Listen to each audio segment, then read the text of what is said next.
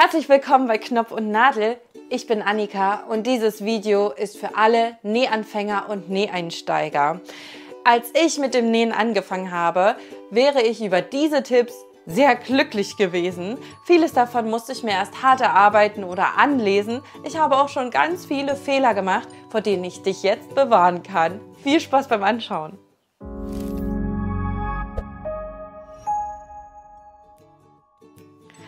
Bei meinem ersten Tipp dreht sich alles um die Nähmaschine. Vielleicht müsst ihr euch noch eine neue Nähmaschine anschaffen.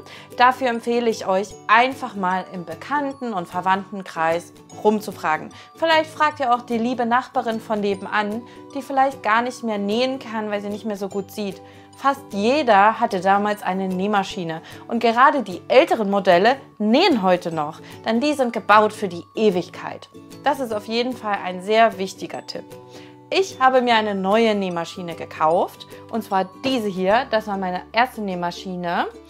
Die habe ich neu gekauft und das bereue ich im Nachgang. Ich hätte die nämlich auch super gebraucht kaufen können oder als B-Ware, zum Beispiel bei Online-Kleinanzeigen. Ich habe dann einfach mal eingegeben, dass ich eine Nähmaschine suche in einer Umgebung von 20 Kilometern und da wird mir richtig viel vorgeschlagen und auch richtig schöne Nähmaschinen. Zum Beispiel W6 ist eine gute Marke, auch Carina ist eine gute Marke, eine Singer-Maschine. Also genauso eine Maschine wäre für einen Nähanfänger eigentlich perfekt und ihr bekommt eine richtig gute Nähmaschine auch schon für unter 100 Euro. Wenn ihr nämlich erstmal probieren wollt, ob dieses Hobby überhaupt was für euch ist. Wichtig ist, Hände weg von diesen Mini-Nähmaschinen. Die sind auf jeden Fall nicht geeignet zum Nähen. Wichtig ist, dass die Nähmaschine einen Geradstich und einen Zickzackstich kann. Für den Anfang reicht auf jeden Fall die Haushaltsnähmaschine. Ich bin noch einen Schritt weiter gegangen, weil ich sehr, sehr viel nähe und sehr vielfältig nähe. Deswegen habe ich mir eine höherwertigere Maschine geholt, die kann zum Beispiel auch sticken. Der nächste Schritt nach der Haushaltsmaschine ist vielleicht für euch auch die Overlock-Maschine. Die macht den professionellen Überwendlingsstich, den seht ihr zum Beispiel bei euren T-Shirts als Innennähte und schneidet gleichzeitig den Stoff mit ab. So näht ihr viel schneller Sachen zusammen. Und als nächste Nähmaschine gibt es noch die Coverlock-Maschine. Solche Nähte findet ihr bei euren T-Shirts meist unten. Da habt ihr einmal diese doppelte Naht und auf der Rückseite ist der Saum versäubert. Das bedeutet, dass diese Nähmaschine hier wie mit einer Zwillingsnadel näht und die Rückseite bleibt flexibel.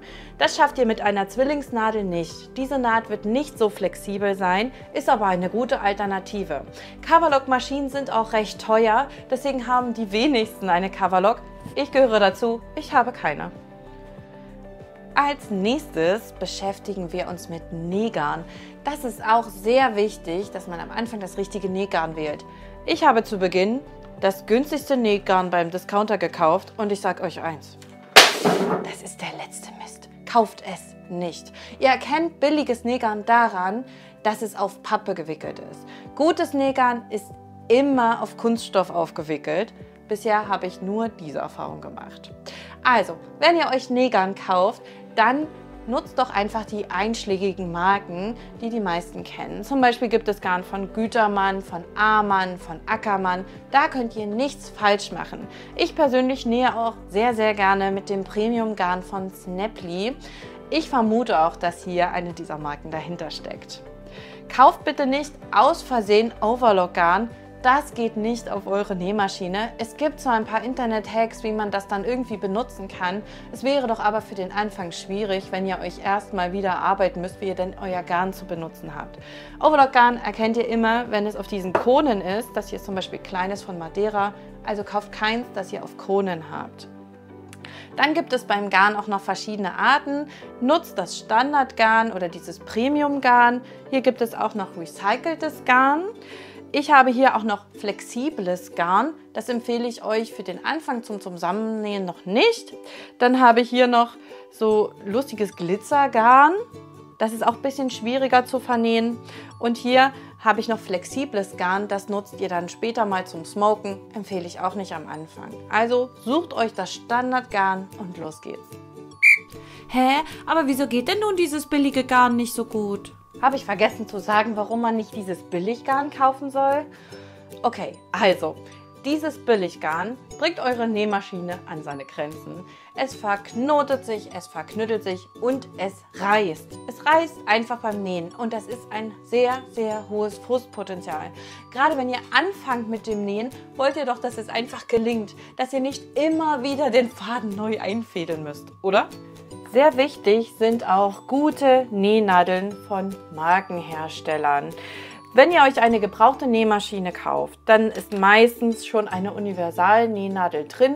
Das ist auch bei neuen Maschinen so, aber bei den gebrauchten ist es noch viel wichtiger, dass ihr die tauscht.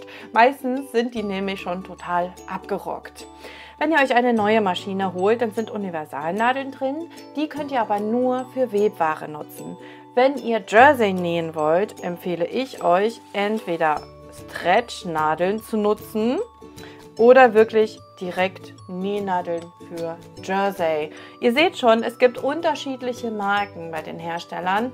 Auch da wieder meine Empfehlung, nutzt diese Marken. Bestellt euch bitte nicht diese Nähnadeln bei eBay und Co. Da bekommt man 50 Stück für 2 €, aber die bringen euch nichts. Die sind oft verbogen, die sind nicht scharf genug, nicht spitz genug. Ich habe mal einen Bericht gesehen von Nähmaschinen-Reparaturdiensten, die sagen, eigentlich liegt es fast immer an den Nähnadeln, dass die bei uns eingeschickt werden.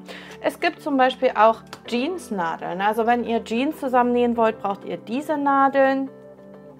Dann gibt es auch noch Zwillingsnadeln. Das ist jetzt eine recht eng stehende. Es gibt auch welche, die stehen etwas weiter, um diesen coolen Look zu haben beim Nähen. Es gibt auch noch super Universalnadeln. Das war mal ein kleiner Fehlkauf von mir. Also ich wollte eigentlich normale Universal kaufen und dachte, super, klingt ja super.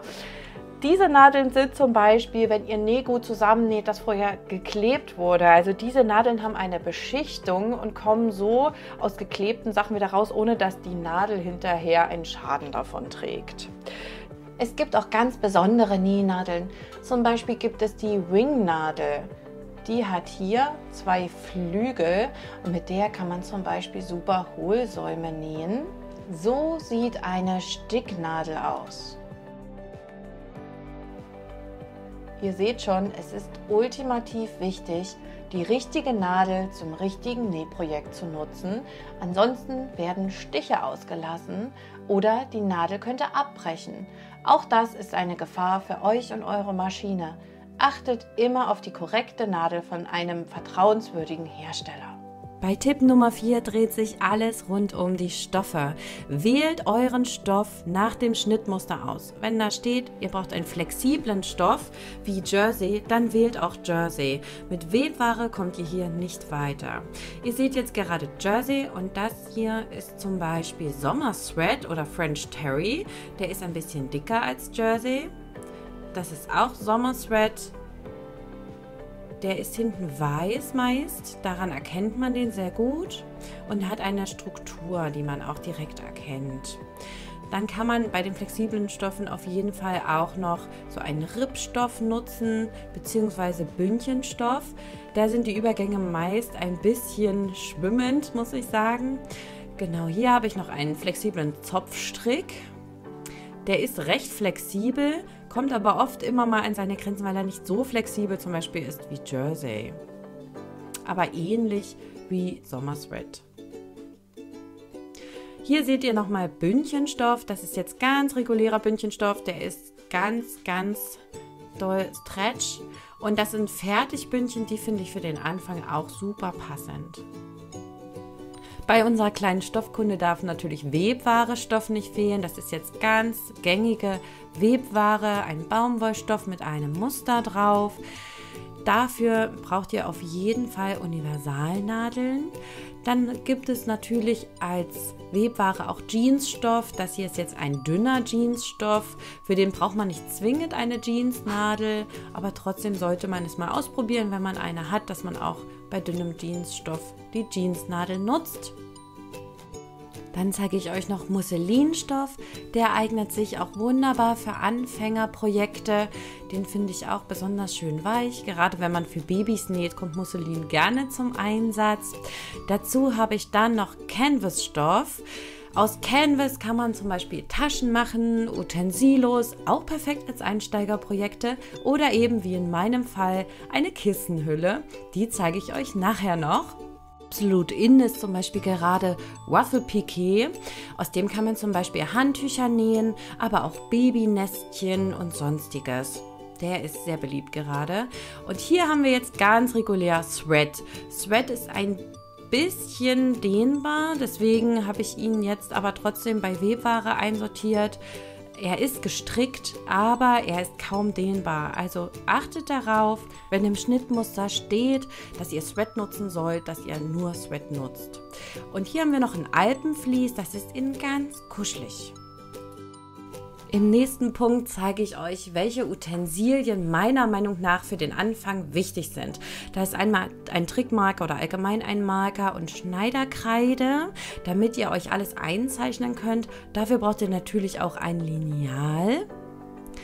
Dann ein Maßband, damit ihr auch ordentlich nachmessen könnt, ob alles stimmt. Eine Stoffschere oder einen Rollschneider. Meistens reicht eins von beiden.